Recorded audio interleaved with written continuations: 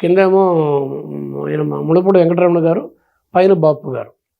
బాపు గారు మేనల్లుడు ఒక అతను రంగా అని, నేను రంగా క్లోజ్ ఫ్రెండ్స్. అందుకని ఇప్పుడు బాపు గారు ఇంట్లో కూర్చునేవాడు షూటింగ్. లేకపోతే నా కళ్ళ ముందే ముత్యాల ముగ్గు స్కెచ్లు అనేవి వచ్చినాయి.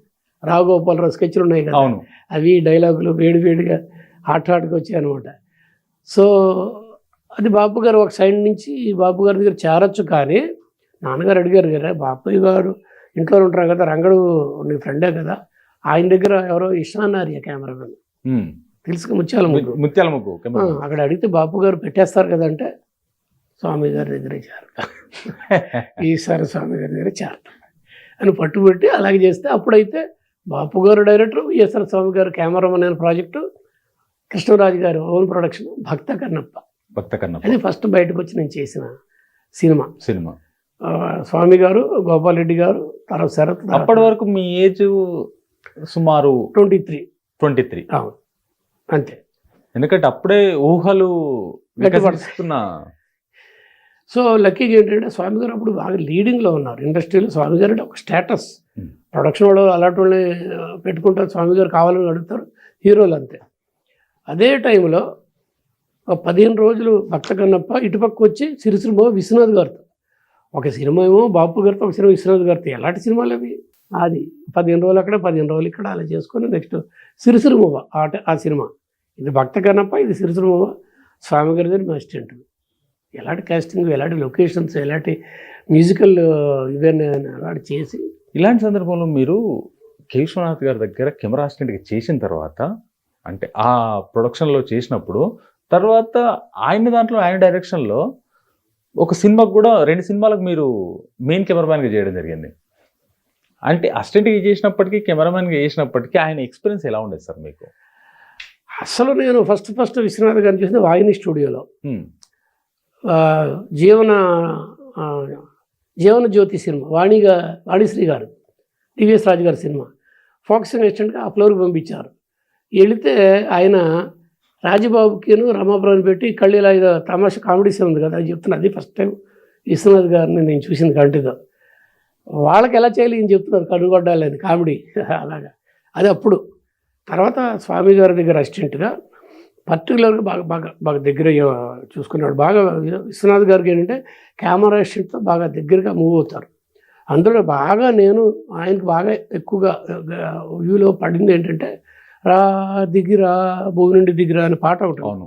ఆ డబ్బు కొట్టకుండా చంద్రమోహను ఆ అమ్మాయికి వేరే పెళ్లి చేస్తుంటే అడ్డుపడతాడు. అది అప్పుడు స్వామి గారు విశ్వరూపం కెమెరా నటరాజు విగ్రహం చుట్టూరా రౌండ్గా తిరిగితే దుప్పట్లో వేసి, అయ్యప్ప స్వామి దుప్పట్లో వేసి, గోపాల్ రెడ్డి ఏమో ఒక పక్కన అవుతాడు, నేను తల దగ్గర చేసుకుంటే ఆయనకి ఇదంతా చినిగిపోయే రక్తం వచ్చేసి అలాగే చేసినప్పుడు స్వామి గారు వెనకాల ఉన్న అసిస్టెంట్స్ కూడా మేము స్ట్రెయిన్ అయ్యేవాడు. అదంతా చూసి అలాగే విశ్వనాథ్ గారు రిజిస్టర్ అయిపోయాం మేము స్వామి గారికి.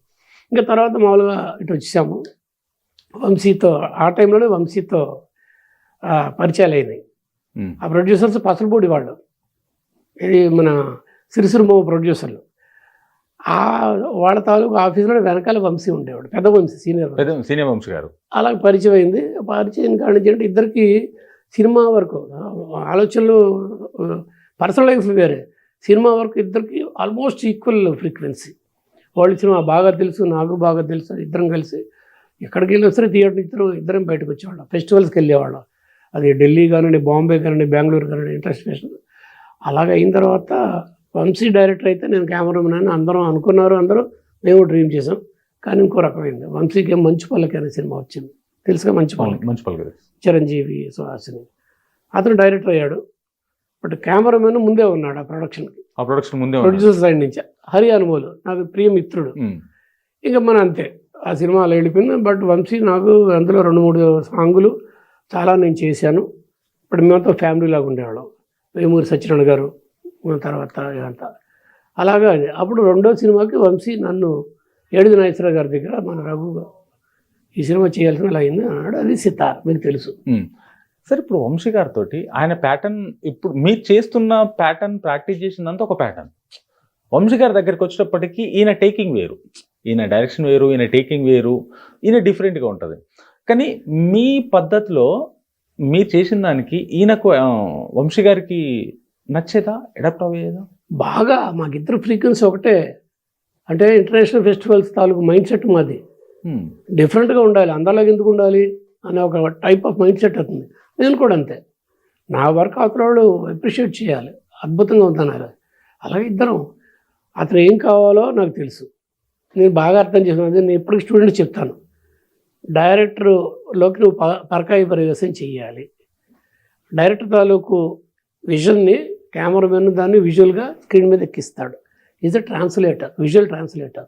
ముందు అతను ఏమనుకుంటున్నాడు, ఏం కావాలనుకుంటే నువ్వు అర్థం చేసుకుంటే అది నువ్వు కరెక్ట్గా ఇవ్వగలవు. అది కరెక్ట్గా అలా ఉండాలి, అలా అయితేనే ఇద్దరు కాంబినేషన్ సక్సెస్ అవుతుందని ఇప్పుడు స్టూడెంట్స్ కూడా చెప్తాను నేను. ఫస్ట్ అండర్స్టాండ్ ది డైరెక్టర్, తర్వాత యూ డూ ఇట్. వంశీ గారి సినిమా ఒక్కటి ఆల్ టైమ్ రికార్డ్ ఏదంటే అన్వేషణ. ఆ అన్వేషణకు మీరే, కానీ ఆ సీన్ అంతా ఫారెస్ట్లో పరిగెట్టడము, ఎక్కువ మట్టుకు రన్నింగ్ షాట్సే ఉంటాయి, స్టాండ్ అనేది ఉండదు, స్టడీ క్యామ్ అనేది చాలా తక్కువ దాంట్లో.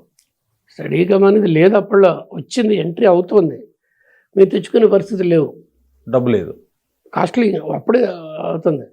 సినిమా స్కోప్లో తీయాలి ఆ సినిమా, స్టడీ క్యాము అట్లా ఆడితే తీయాలి, అది మాకు లేదు. మామూలు స్టాండర్డ్ ఫిల్ము, అదే మామూలు కెమెరాలతోనే చేతో పట్టుకుని ఫారెస్ట్లో తీశానండి నేను. అంటే బాగా స్పిరిటెడ్గా ఉండేవాళ్ళం, కంట్రోల్ ఉండేది బాడీలో.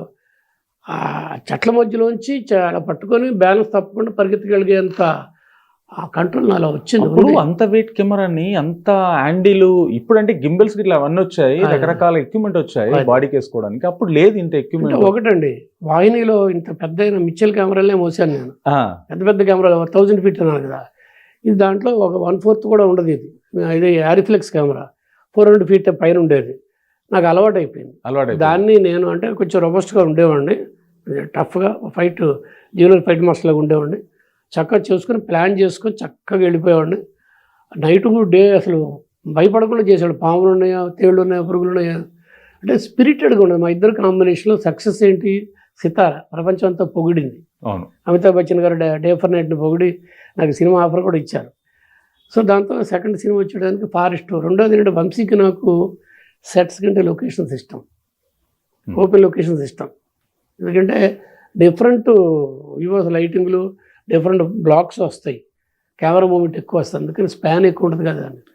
అది దాంతో తలకోన దగ్గర ఫారెస్ట్, తిరుపతి దగ్గర.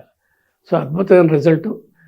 దానికి ఎడిషనల్ మాకు స్ట్రెంత్ ఏంటంటే ఇళయరాజా గారి మ్యూజిక్ పెద్ద హిట్ కదా, చాలా పెద్ద హిట్. నేను చాలా చోట్ల చెప్తాను, మ్యూజిక్ డైరెక్టర్ చాలామంది చేస్తారు. ఇళయరాజా గారిలో ఉన్న స్పెషాలిటీ ఏంటంటే ఆయన గొప్ప మ్యూజిక్ చేసి మా మీద ఛాలెంజ్ చేసిరుతాడు. నేను ఇంత గొప్పగా సాంగ్ చేశాను, వంశీ నువ్వేం చేస్తావు చేయి, రఘు నువ్వేం చేస్తా చేయంటారు, మేము కూడా పోటీ పడతాం, అలాగా చేసుకుంటూ వస్తాం అలాగనమాట. సరే, ఇలా ఉన్నప్పుడు వంశీ గారికి మీకు మధ్యలో ఒక 6 సినిమాల వరకే పరిమితమయ్యారు, ఎందుకంటే మీరు చాలా క్లోజ్. 9 సినిమాల 9 సినిమాల వరకే పరిమితమయ్యారు వంశీ గారు మీరిద్దరు. కానీ మళ్ళీ తర్వాత ఎందుకు చేయలేకపోయారు? మీ ఇద్దరి మధ్యలో విభేదం ఎందుకు వచ్చింది? విభేదం రావడం కాదండి, నేను చేస్తున్నప్పుడు బాగా నోటీస్ అయ్యానండి. తర్వాత ఇంకొక పెద్ద కంపెనీ వాళ్ళు పెద్ద హీరోని పిలవచ్చుగా, వంశీ సినిమా తర్వాత సినిమా ఎంటర్ ఉండాలని లేదుగా, గ్యాప్ రావచ్చు కదా. ఈ గ్యాప్లో నేను ఇంకొక డైరెక్టర్తో చేయొచ్చుగా, ఇంకో సంస్థతో చేయొచ్చు కదా. అలాగే ఎన్నో చేశాను.